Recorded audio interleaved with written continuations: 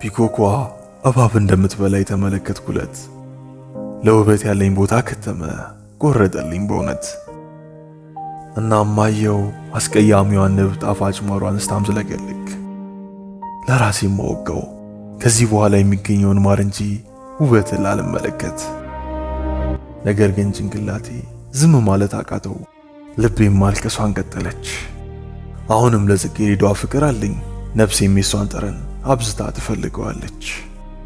ውበቷን ብፈልገውም በሾኋ መወጋት የለብኝም። ዞሮ ዞሮ ጨበቅኳት፣ ደማው ግን ውበቷ ስቃዩን ሸሸገልኝ። አይኔ ብቻ ነች የጽጌረዳዋን ውበት እያየች የረካች። ነገር ግን ነፍሴ ትጠይቃለች እያለች ውበት ምንድነች?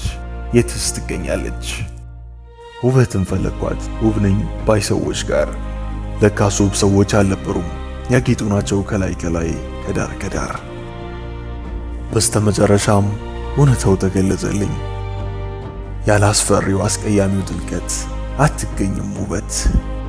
ያገኛት ከፈለገ የግድ ያን አስፈሪ ጨለማ መጋፈጥ አለበት። ያቺ አስፈሪ ዋሻ ትሞነጭሯለች፣ ጠባሳም ታሳድርበታለች። ያኔም መልኩ ይፈካል፣ ይበራል፣ እንዲሁም ውበት እውነተኛ ቦታዋን ታገኛለች።